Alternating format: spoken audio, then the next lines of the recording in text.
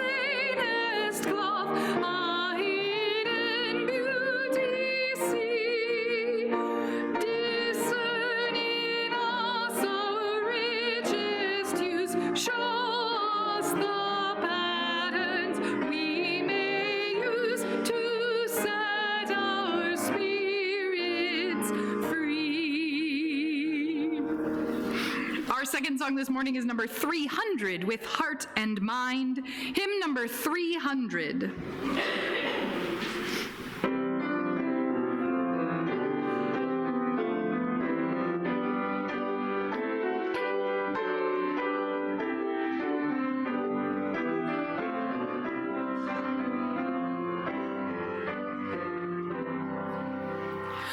With heart and mind and voice and hand, may we this time and place transcend to make our purpose understood. A mortal search for mortal good, a firm commitment to the goal of justice, freedom, peace for all.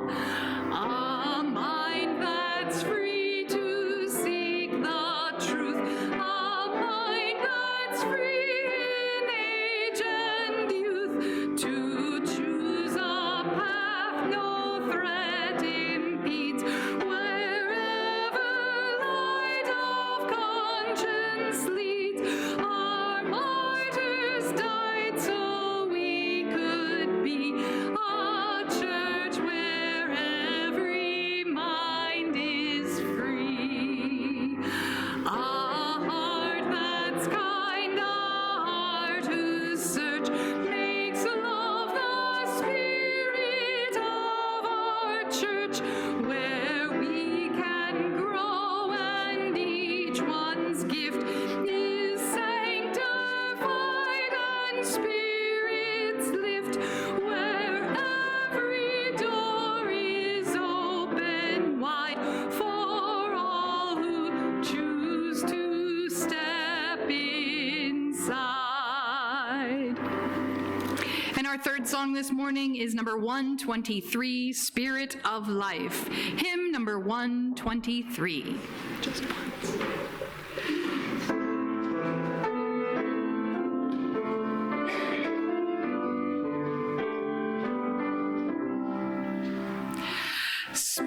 Spirit of life, come unto me. Sing in my heart all the stirrings of compassion.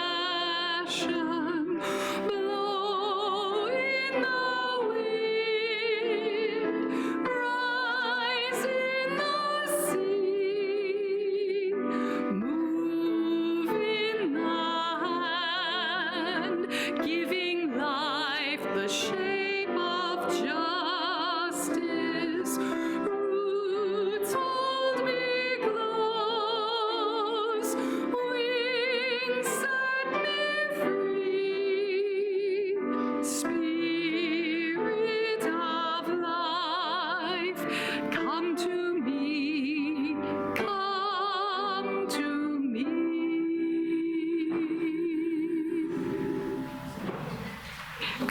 morning. Please take a moment to greet each other.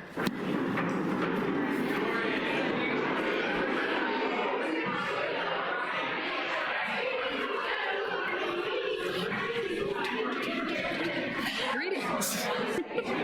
Good morning, good morning, good morning. Good morning. Yeah, watch your steps.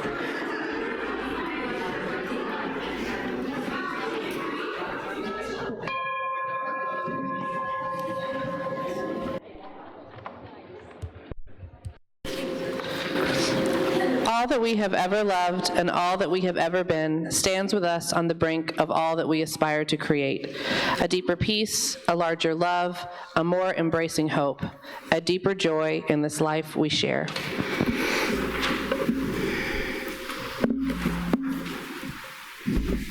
I'd like to invite you to join your hearts and minds in the spirit of worship with these words by Howard Thurman.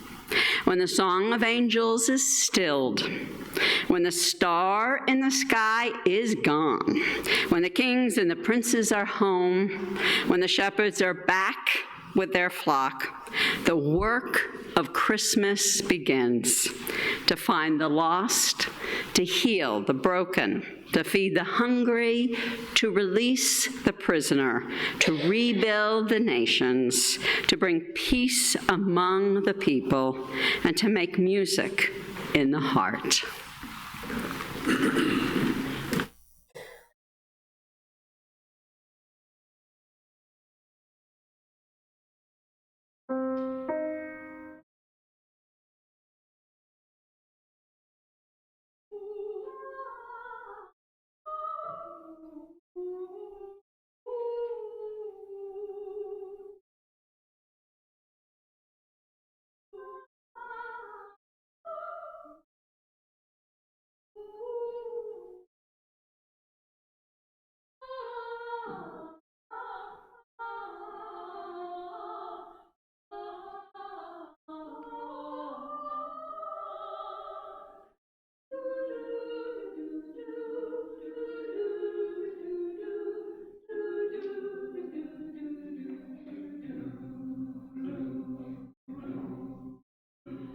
All hail to the days that merit more praise than all the rest of the year. And welcome the nights that double delights and swell for the poor as the deer. Good fortune attend each merriman's friend, that doth of the best that they may, forgetting all wrongs with carols and songs, to drive the cold winter away. Away. This time of the year is spent in good cheer, and neighbors together to be, to sit round the fire with friendly desire, each other in love to greet. All grudges forgot, our good will of heart, all sorrows aside they lay. The old and the young doth carol this song, to drive the cold winter away. When white-bearded frost hath threatened his worst, and fallen from branch and prime, when time away calls from husbandry halls, and from good company's fire, together we go to plow or to sow, together sow food and away. And thus with content the time we have spent, to drive the cold winter away. To drive the cold winter away.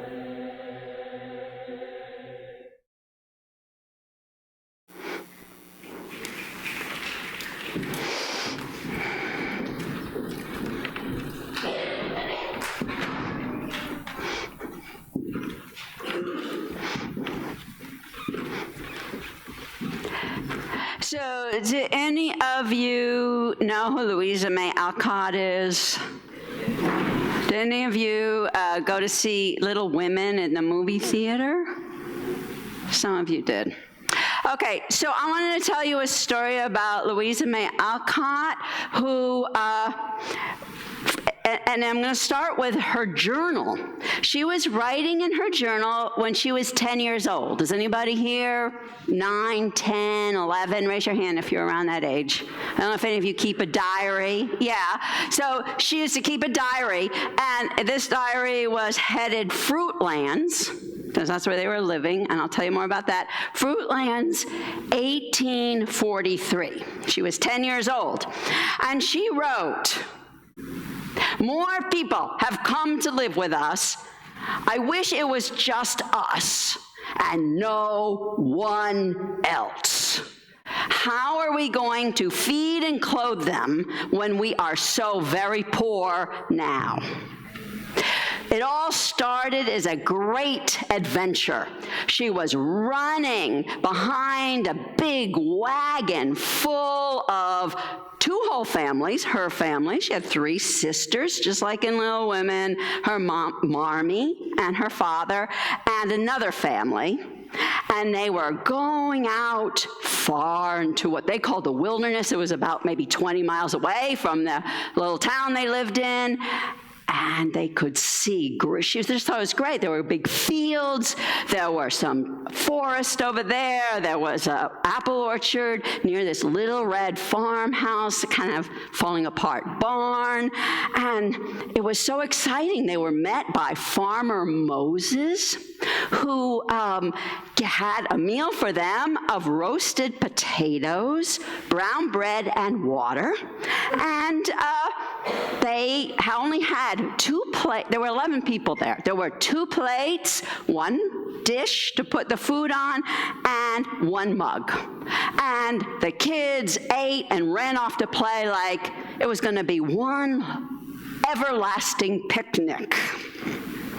So, supposedly, this was going to be an ideal community in which nobody had to do any work they didn't want to do, and they were not going to use any product, anything that was a product of slavery, because, of course, America, a lot of its economy was run by slavery in 1843, and they were going to not use anything that was from animals. And so all they could wear that they could get was things made out of flax, which grows, so it's linen, and they all had these like linen tunics and kind of baggy pants, and they were vegan, of course, and so, but they ran out of food very quickly, and so all they had to eat, every morning they had some porridge and some water.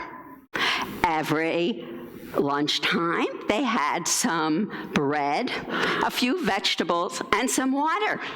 And every dinner, they had a little bread, maybe some fruit, and some water. So the women were trying to figure out how to get the old stove working. Of course, it was a wood stove. Everything was a mess. While the men went out to figure out how they were going to grow the food, because they did have to grow food if they weren't going to use the fruits of slavery or animals. So there's this big field. They want to plant wheat, and they want to plant corn. And the farmer says, "Well, would you like to borrow my oxen to pull the plow?" "Oh, no, we wouldn't put a yoke on an animal and put them to work." And so they're all out with their hoes chopping it up. Well, that lasted about a day, because at the end of the day, they were all sunburned, they were tired, they all had blisters, and they weren't supposed to have to do anything they didn't want to do. So, what are we going to do? So they let Farmer Moses bring over really kind of a very old cow, and they put that old cow on the yoke and they plowed. But then they didn't know what to do with the seeds. They had seeds for corn and seeds for wheat, and so they just went out and threw it all over the place, and it was all mixed up. well, that was going to be fun. Then they did make a beautiful garden. They made a beautiful garden, but they couldn't use manure on it because that's from animals, and so it didn't really grow very well. So then they thought, well, we've got these 10-year, very ancient apple trees. They're not going to bear much fruit, they were told. So they put in an orchard, but it was already kind of late in the season to put in all these little trees. They're telling everybody, we're going to have tons and tons and tons of fruit in the fall. But of course, there was going to be no fruit that first season. So that was a struggle. Marmee and the girls are working very hard to make all that bread and to feed them. And people start coming because they're hearing communes are all the rage in those days. And transcendentalism, which was the philosophy that they were kind of inventing, was all the rage. So people would come, and they're like talking. They just sit down and talk. They argue or they laugh, but they're just talking. And it came to the point where anytime Louisa saw more people coming, she'd just say to Marmee, oh no, they're beginning again, and she'd run out the door. So nothing got done when they sat around talking all the time. And as people left, they talked about it. They spread word of Fruitlands, is what they call this, Fruitlands, far and wide. And Emerson wrote, so these were the other transcendentalists, and they thought, maybe this is not working, even though they kind of agreed with a lot of the ideas. And Emerson went home and he wrote to everybody, oh, well, the men just keep looking over their shoulder to see whose wings are going to sprout first. Meanwhile, Marmee had a secret stash of whale oil that they weren't supposed to use. They couldn't figure out how to make candles, so they really had no light at night, and they didn't want to use whale oil. So she would be burning this whale oil at night. It was the first time. Everybody else would go to bed. She'd put her feet up, and she would read, and she would write in her diary, and she wrote, one day, just give me one day of practical philosophy. It would be worth a century of speculation and conversation. Well, the men became so popular, but kind of talking about what they were doing, that they were invited to come to Boston and to New York and speak to people. And people would serve them these big meals, and everybody would come. Of course, they would only eat, vegan and no salt, no wine, no coffee, no tea. I mean, people were very impressed, but they got to eat a lot of it, whereas people back in the commune, not so much. And talk. Well, they went to New York City just at harvest time. Ding dong, I'm thinking about it. And so the only people that were left were Marmee, the 4 girls, except one was a baby then. So really only 3 girls could work, and one of the other people's sons. And so they were going out there trying to harvest this mishmash of corn and wheat all grown together, and not very much of it. And then they saw a big storm coming, and they're going, oh my gosh, because they'd heard if this gets wet after we've cut it, then it's ruined. And so they found every flaxen sheet in the house, every linen sheet, and every clothes basket. They spent one whole day as the storm is coming closer and closer, getting it all into the dilapidated barn, and saved the day. But everybody who wasn't in that original group, as the cold came that fall, left, because there was no food. And I don't know if you know, but linen isn't very warm, and people were getting really cold. They didn't have synthetic fibers in those days, no polar fleece, and they couldn't wear wool, right?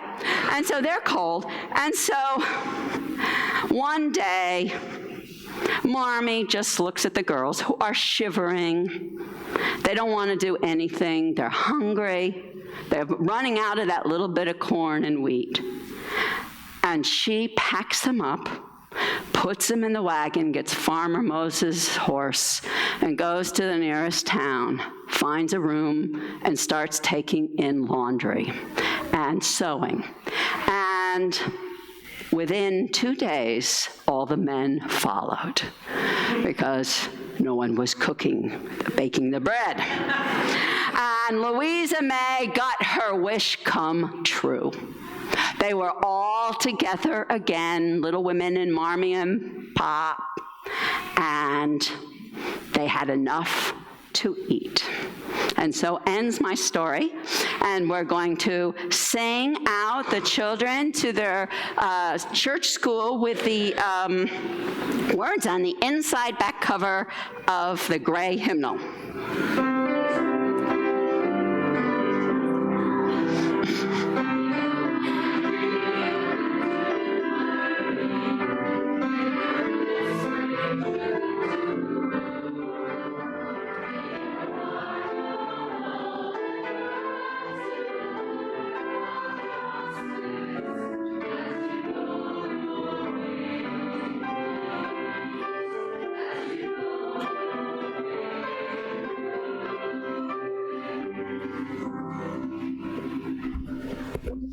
Good morning. My name is Rachel Rogers. I am a member of this congregation. I serve on the worship committee and as program council chair on the board of directors.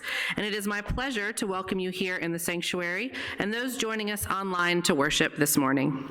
In order to reach a wider community than those able to be physically present on Sunday morning, our services are live streamed on YouTube and Facebook. Joys and concerns are not live streamed or recorded. Before I continue, let me remind you to please silence your cell phones. As Unitarian Universalists, our spiritual paths vary, but in this congregation we have made a covenant together.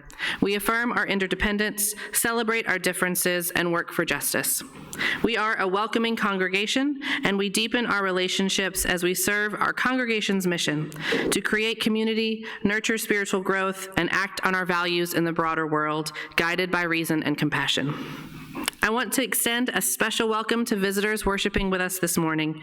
We ask you to wear the paper name tags because it helps us recognize you as someone we'd like to meet. If you are seeking a spiritual home, we hope that you may find it here. Whether you are new to Unitarian Universalism or visiting from another UU congregation, we invite you to stop by the welcome table after the service to have questions answered. All are welcome to attend our church, and people become members of this congregation by signing the membership book and supporting the church with their time and finances. If you are considering joining the church, please talk to our assistant minister, Denise Gouch. Following the service, we hope everyone will enjoy coffee and fellowship in the social hall, where you will also find information about current opportunities for engagement and reflection. There are many announcements in the weekly bulletin, which I hope you will take home and read, and I have been asked to highlight a few more. There will be a mid-year congregational meeting on January 26th at 12:30, immediately following the second service in the sanctuary. Come and learn what's going on with the church and for the search for a new minister, the building plans, and governance changes. All members are encouraged to attend.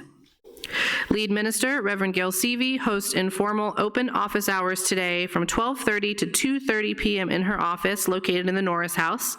Join her for 10 to 20-minute one-on-one conversations on a first-come basis. The Environmental Action Team, ENACT, will meet today at 12:30 in the Palmer Room of the Morgan House. All are welcome. We look forward to seeing you. Two more.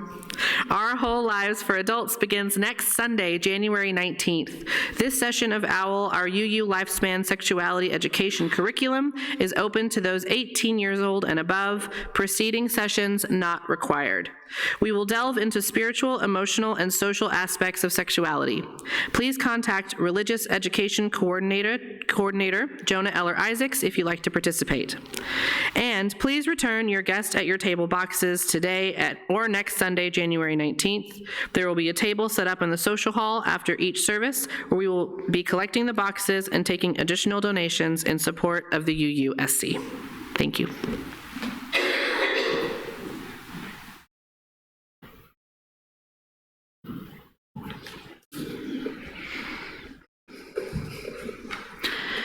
I invite you now to settle into your seats.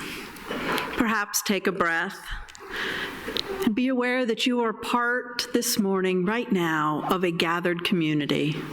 It's a community that gathers every week. We come with joys and concerns, all the moments that we have lived in the preceding hours and days. So you might just think over your last week. And it might be that you have a profound joy or sorrow that you have brought into this sanctuary that you would like to mark with this congregation. And if so, you're welcome to come forward and place a stone in this bowl of water, which represents our gathered community. I usually say our lay minister will help you with that, but I think he's not here today. So there's a basket with stones. Stones will be self-service this morning. If you would like for your joy or your concern or your sorrow to be spoken aloud to the congregation, there are small yellow slips of paper in the pockets in the pew in front of you. If you will write legibly, I will do my very best to read that aloud to the congregation. You can hand me those slips as you come forward to place your stone in the water.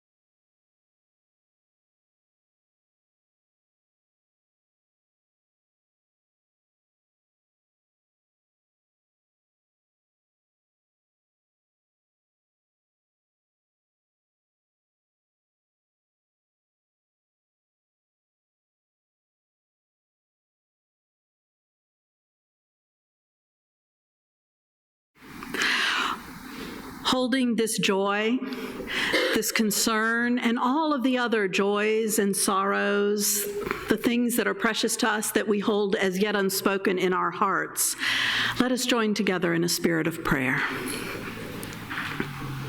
Spirit of life and love,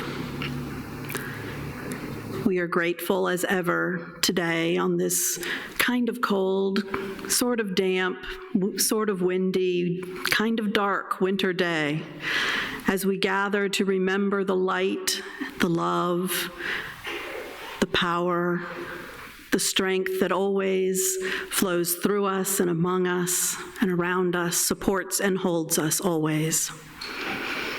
May we together here comfort each other, rejoice with each other, teach each other to find ways of being in the world that increase the peace, the love, and the hope in the world all over, around, within, among us, inside these walls, and outside. May it be so. Blessed be. In a few moments, the ushers will come among us with the offering plates. As always, you are free, you are welcome to give online. You can, if you're in the sanctuary, find instructions for that printed in the order of service. If you're joining us on the internet, you can always find instructions for electronic donations on our website, firstuunash.org.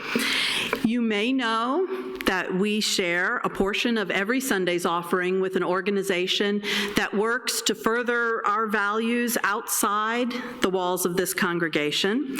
For the month of January, our Share the Plate partner is Workers' Dignity. You can read a little bit about them in our order of service if you want, but we have something better for you this morning. I'm very pleased to tell you that we have some members and leaders of Workers' Dignity here, including Cecilia Prado, who is the co-director of Workers' Dignity, and I feel a little like I'm introducing a rock band. We have the Ponce brothers, Rolando, Nelson, and Fidel. Please, we are so delighted that you are here to share with us a little of your work.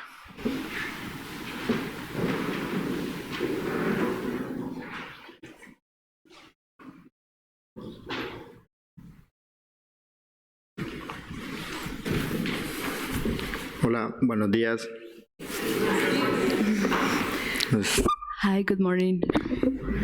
Estoy acá porque soy miembro de Dignidad Obrera.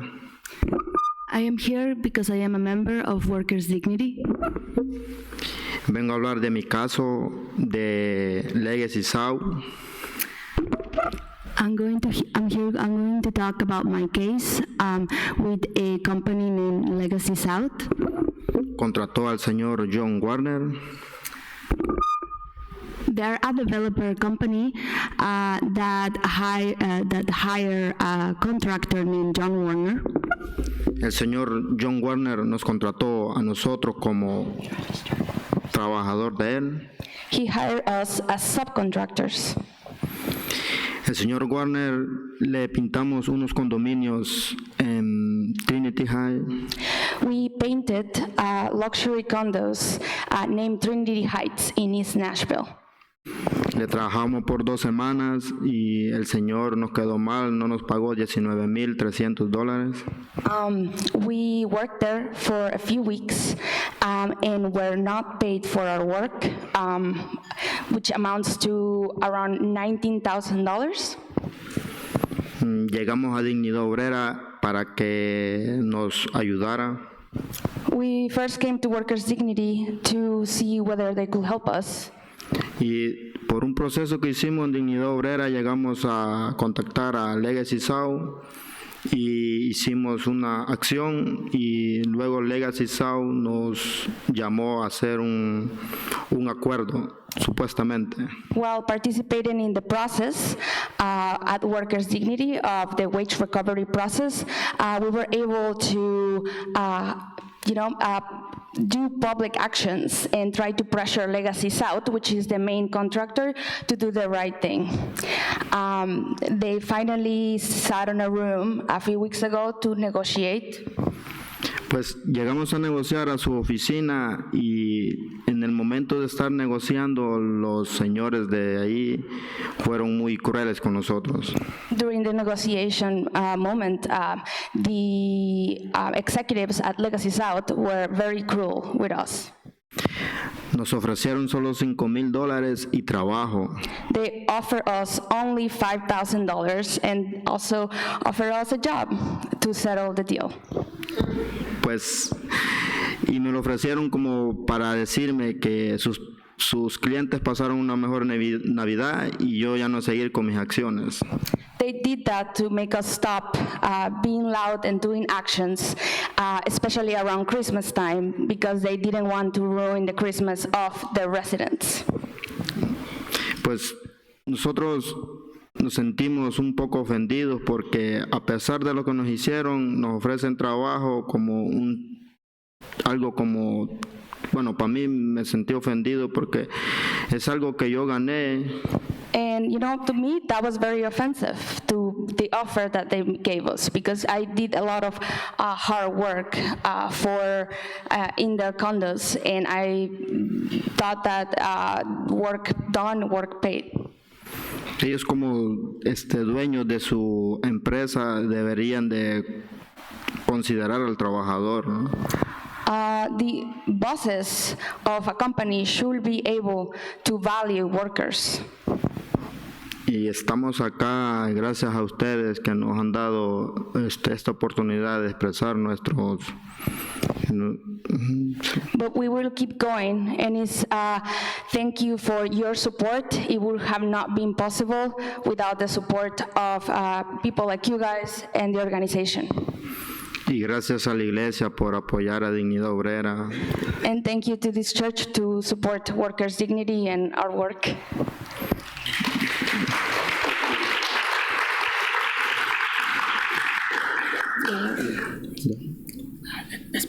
Y tengan feliz días y muchas gracias.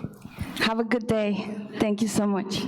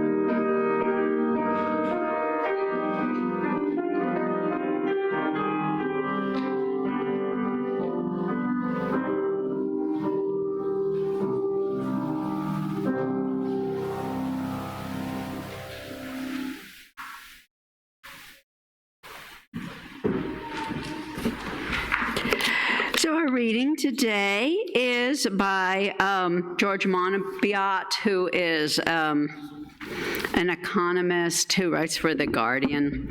A lot of us have been reading a lot of his columns. Perhaps the most radical thing we can do is to limit our material aspirations. The assumption on which governments and economists operate is that everyone strives to maximize their wealth. If we succeed in this task, we inevitably demolish our life support systems, where the poor to live like the rich and the rich to live like the oligarchs. We would destroy everything. The continued pursuit of wealth in a world that has enough already, albeit very poorly distributed, is a formula for mass destitution. There's a name for this approach, coined by the Belgian philosopher Ingrid Robiens, limitarianism. Robiens argues that there should be an upper limit to the amount of income and wealth a person can amass. Just as we recognize a poverty line below which no one should fall, we should recognize a riches line above which no one could rise. This call for a leveling down is perhaps the most blasphemous idea in a contemporary discourse. But her arguments are sound. Surplus money allows some people to exercise inordinate power over others in the workplace, in politics, and above all, in the capture, use, and destruction of the planet's natural wealth.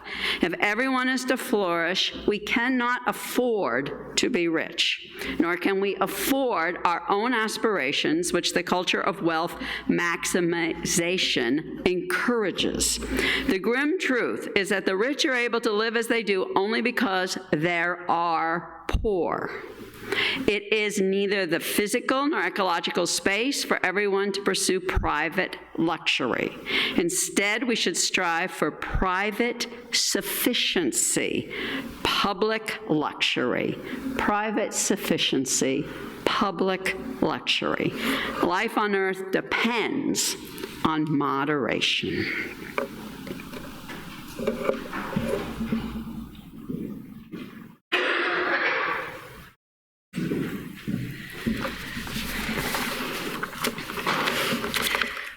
I'm Valerie Martin, Worship Associate this morning.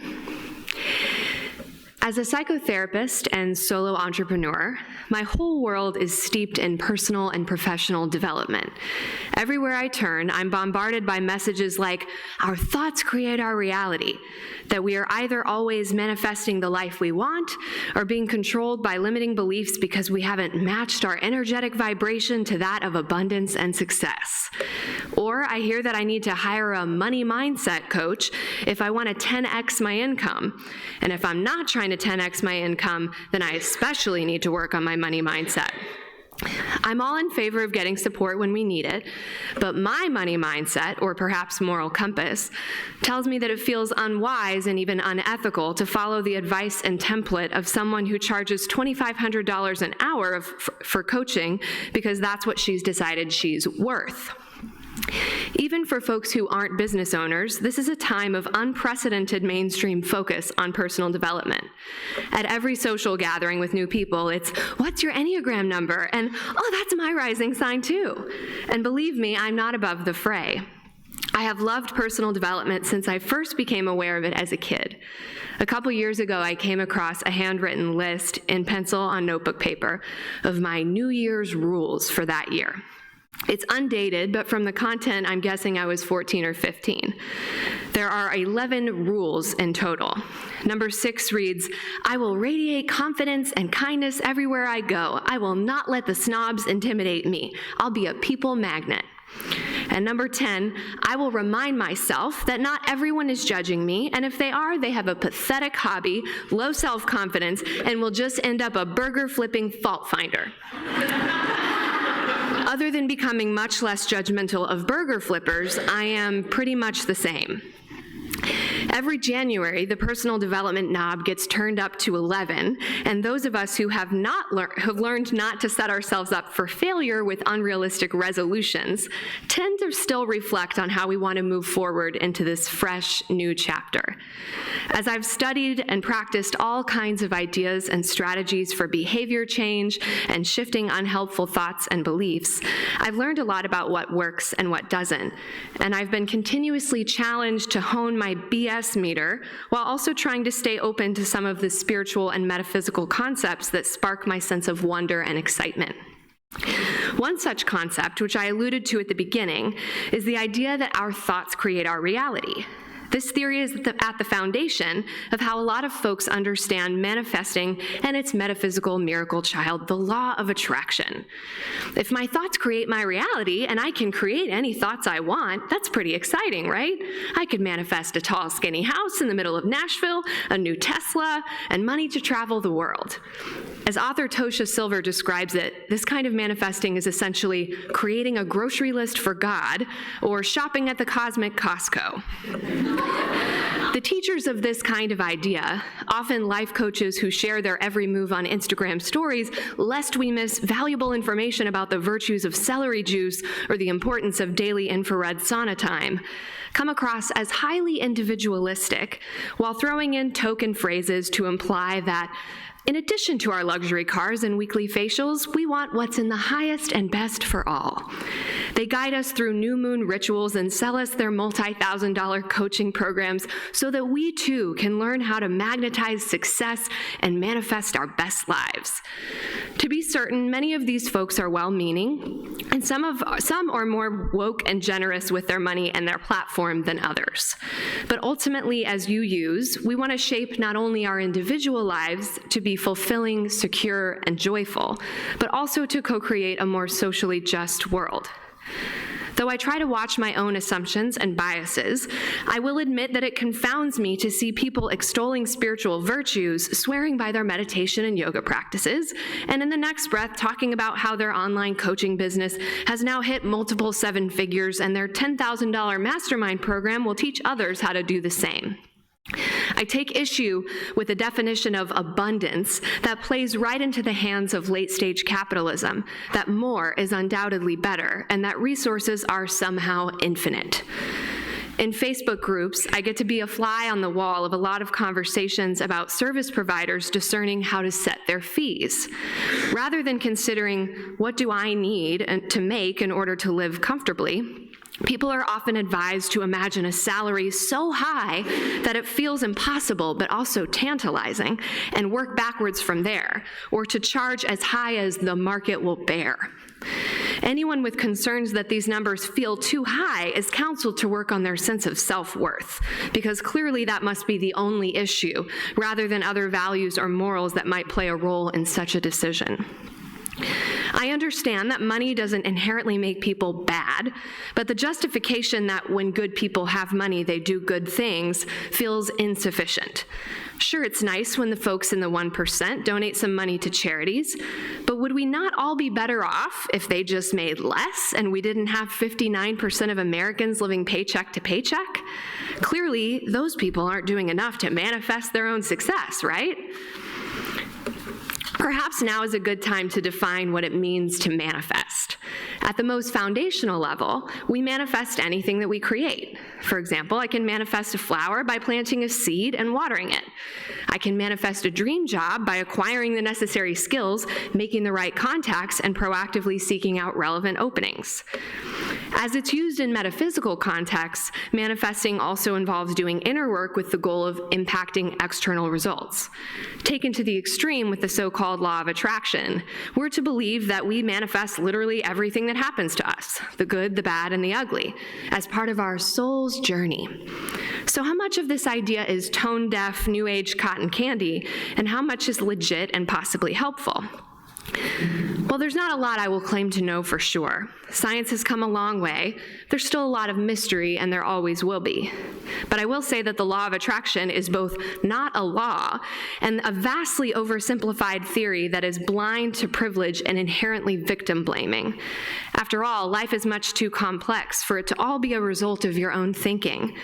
Thoughts do make an impact, but they are one variable among many others, including the life circumstances we're born into, who your parents are, where you live, socioeconomic status, and so on. Intergenerational trauma and traumatic experiences in life, family dynamics, free will, other people's free will, the list goes on. I heard somewhere a variation of the original phrase that goes, your reality creates your thoughts, which create your reality. This does a much better job of honoring the impact of the circumstances we're born into. Those circumstances will undoubtedly play a significant role in shaping how we think about ourselves and our place in the world, which will in turn continue to impact our choices and circumstances. I was born in Texas in 1986 to middle-class, well-educated parents who were engaged with my brother and me and able to offer us good health care, extracurricular opportunities, and the opportunity to go to college. Contrast that with a woman born in 1986 in rural Pakistan to a poor family, and like her mother and every other female she knows, denied education. Or a Black woman born in 1986 in North Nashville who wonders every day if it will be her last because her gender does not match the one she was assigned at birth, and compounded with her race makes some people want her dead.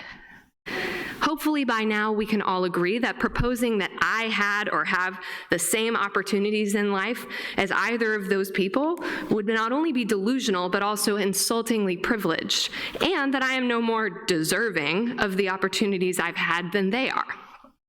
But this is exactly the fallacy you get when you follow the reductionistic thread that our thoughts create our reality, that we manifest all our circumstances and outcomes.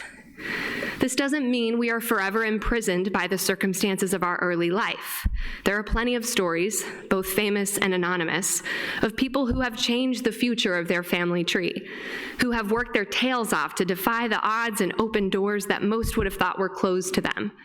But we would be naive to think that just because it has been done by some, that everyone born into limiting circumstances should and will be able to defy the odds in the same way.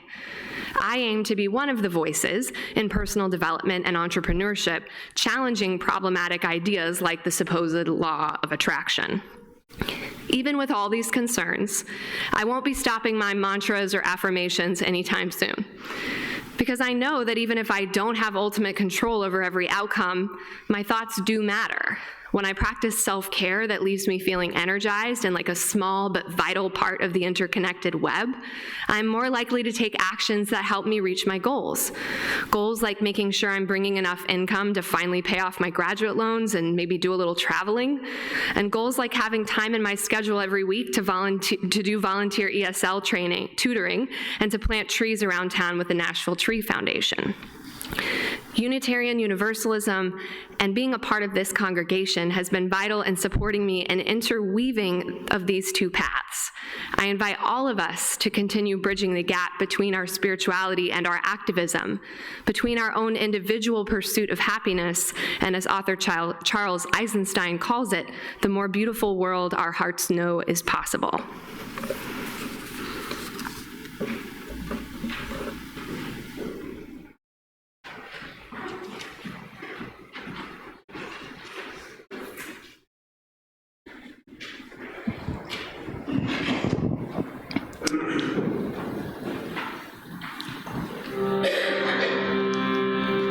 Let the way be open, let the way be open, let the way be open, let the way be open, let the way be open, let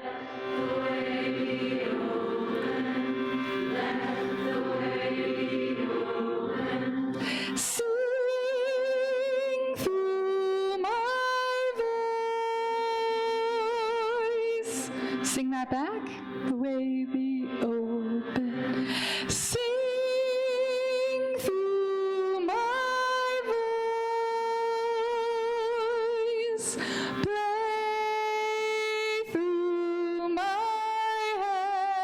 Play through my hands. Play through my hands. Play through my hands. Let the way be open.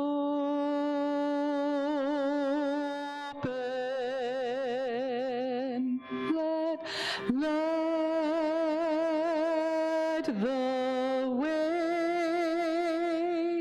be open. Sing, sing through my voice. Play through my hands. Let the way be open.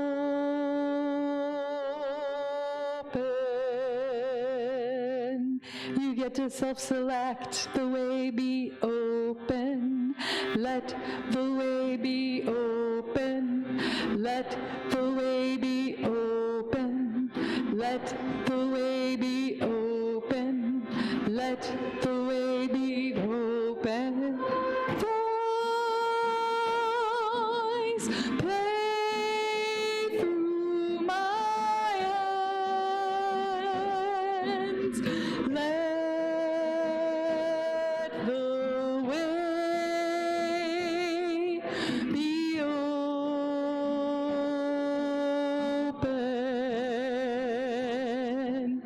Sing through my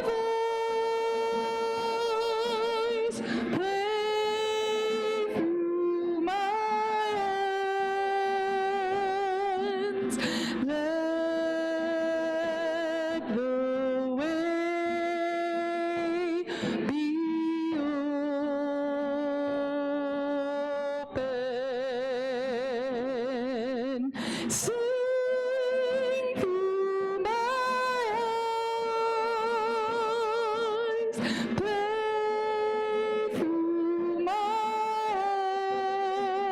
hands. Let the way be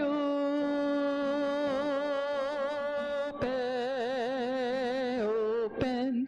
Sing through my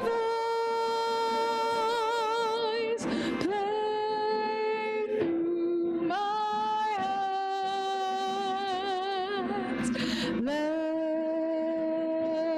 the way be open.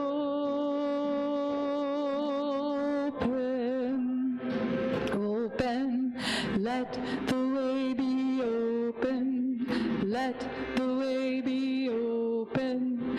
Let the way be open. Let the way be open. Let the way be open.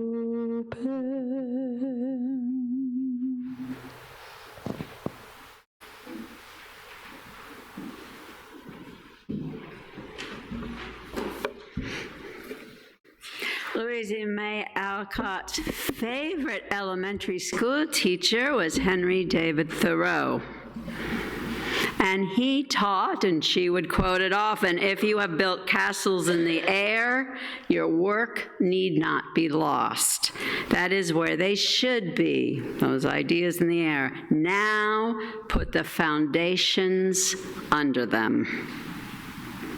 I'd like to invite you to hold your highest values in one hand, whether it's getting paid for the work you did, or manifesting a world of justice. And at the same time, hold the work of your hands in the other, working together with others to get that pay, or working with others to manifest a world of equity. Hold them close together, side by side, for they are parts of the whole. And let us sit there for a couple minutes, holding those castles and those foundations together.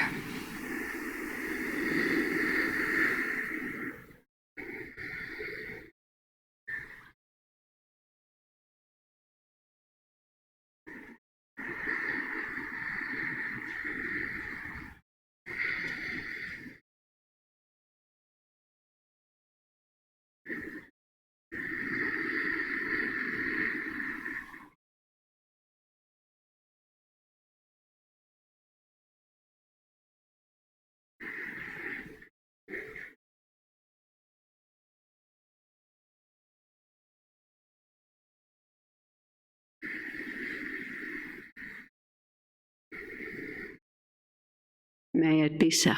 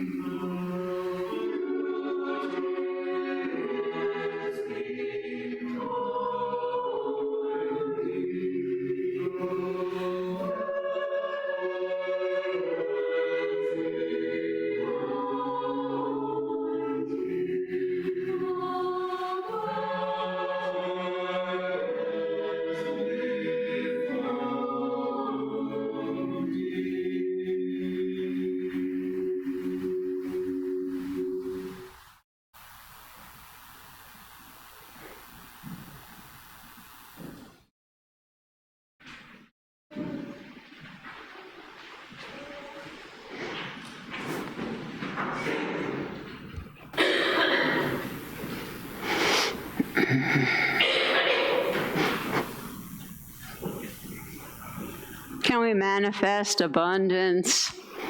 Can we co-create beauty? I kind of blame the whole law of attraction stuff on Bronson Alcott, who is Louisa May's father. Religious historians actually trace the whole thing of New Age spirituality, of being spiritual and not religious, of the nuns, all of us who are not affiliated with any religion, to the transcendentalists. They say it was born there. And Bronson Alcott was the most Platonic of them all. He truly, truly followed Plato. He truly believed that there was an ideal up there, ideas that were more real than our reality. As one of ABBA's best friends, another more practical abolitionist who got much more done, Maria Lydia Child, great writer, very inspiring, wrote, and she's talking directly about the people at Fruitlands, they talked about mind and body, but if you listen, it sounds like they think the body is a sham. The body is a sham. So, thank goodness that radical dualism and perfectionism that only led Bronson Alcott to try to protect the enslaved by basically enslaving his wife and daughters, who were right there and he didn't even notice it. Right? And we don't notice those people around us. And Plato did the same thing, didn't he? The people in classical Greece who were the thinkers, the privileged, they were supported by the women, the children, and the slaves. And the word for children was slave in Plato's time. So, just saying that perfectionism is woven in to not just the more metaphysical of New Age spirituality, but into white supremacy culture.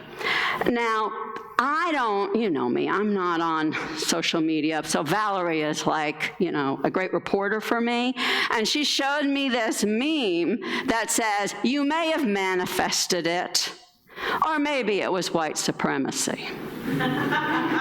Okay? So, in some ways, we have the same desires as the transcendentalists, who were mostly abolitionists eventually. They finally all got there. The women were there first, but they all got there. But, we know different things. We're in a different context. For instance, we know now that if every one of us became upper middle class, lived that lifestyle, that this planet could support 2 billion people living that way before we started using it up, right? 2 billion people.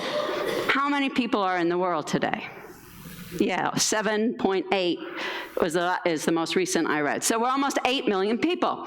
So that means we cannot all manifest and have these, we can't all build foundations under an upper middle class lifespan without there being poor people. Now, some of these figures probably, I'm sure there's a lot of give and take. But if everybody in the world lived like a villager in India, very different lifestyle. The planet theoretically could support 12 million people. So there's somewhere in between, right? What we're learning to do is ask different questions about this body. Because the transcendentalists weren't all Platonic thinkers. They were also people who started to understand the sacredness of the rest of nature.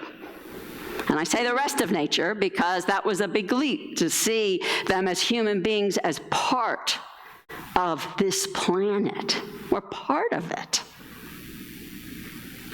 It's life, it's sacred life, it's our sacred life, right? And so, part of our journey is to learn how to ask different questions about what it means to use resources together, to co-create, quite honestly, a new economic system. And we've been going more deeply into that. These people are the best people in Nashville, in my opinion, who get people together to fight day by day. And they're the best organization for empowering people. I see people from Turk too. They're also really good. But I'm just saying, day by day, they have empowered people to share resources.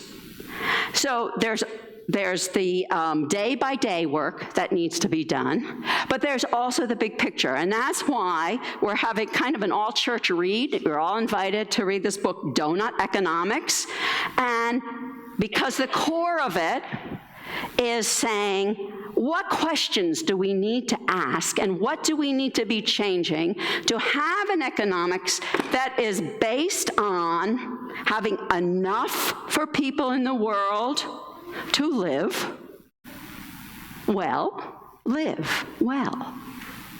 and to have the earth be cared for. In other words, not use up all our resources. And she calls that the donut.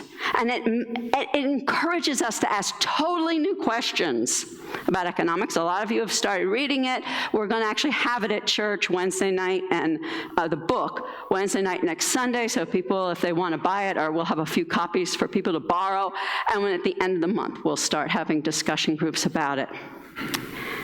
That's just one way that I invite you all to hold those dreams that you have, both personally and for co-creating a world that really fits your real values in one hand, and then think about the foundations that you can work on with your hands day by day to make them real. May it be so.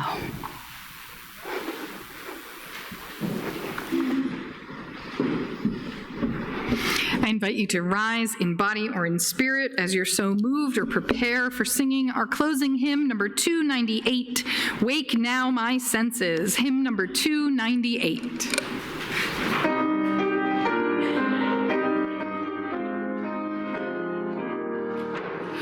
Wake now my senses and hear the earth call. Feel the deep power of being in all. Keep with the web of creation your vow. Giving, receiving as love